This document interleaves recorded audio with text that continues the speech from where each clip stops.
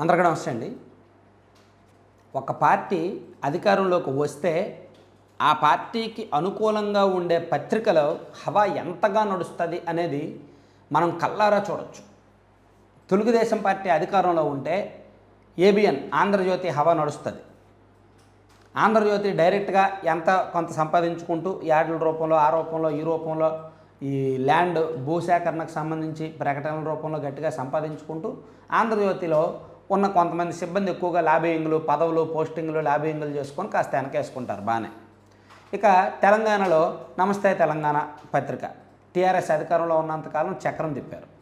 So ఇప్పుడు ఆంధ్రప్రదేశ్కి వచ్చేసరికి సాక్షి పత్రిక వైసీపీ అధికారంలో ఎక్కింది మొదలు సాక్షి పత్రిక హవా మొదలైంది.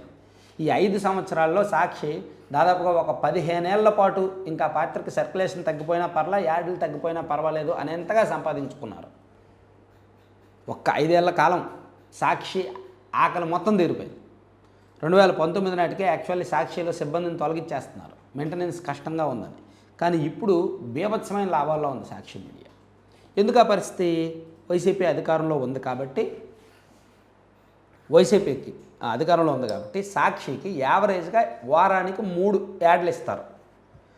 యావరేజ్గా వారానికి 3 ప్రకటనలు ప్రభుత్వం నుంచి సాక్షికి వెళ్తాయి.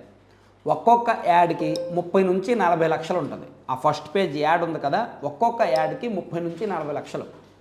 సో వారానికి సుమారుగా ₹1,00,00,000 సాక్షి పత్రిక ప్రకటనల రూపంలో ప్రభుత్వం నుంచి సాక్షికి వెళ్తుంది. వారానికి 1,00,00,000. లేదు ఒకవేళ వారానికి 2 అడ్వర్టైజ్మెంట్లే అనుకున్నా సుమారుగా 60 నుంచి 70 లక్షలు ప్రభుత్వ ఖజానా నుంచి సాక్షికి వెళ్తుంది. ఇలా ఎన్ని వారాలు గడిచాయి? ఎన్ని అడ్వర్టైజ్మెంట్లు వచ్చాయి? సో మరి ఎంత ఇన్కమ్? దాదాపుగా 600-700 కోట్లు అయితే ఉంటుంది. సరే, ఇది కాసేపు పక్కన పెడదాం. సాక్షి సర్క్యులేషన్ 2019లో వైసీపీ అధికారంలోకి వచ్చేసరికి వాళ్ళ సర్క్యులేషను దాదాపుగా 7.5 నుంచి 8 లక్షలు మాత్రమే.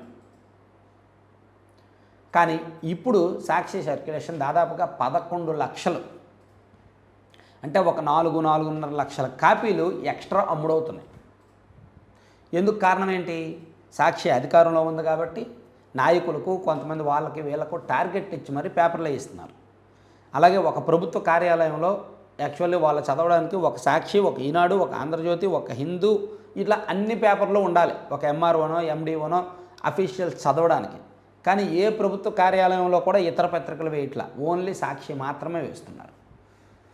అలాగే వాలంటీర్లు, ఇంటింటికి కూడా ప్రతి వాలంటీర్కి కూడా సాక్షి పత్రిక ఉచితంగా ఇస్తున్నారు. ఉచితంగా కాదు, ఇస్తున్నారు.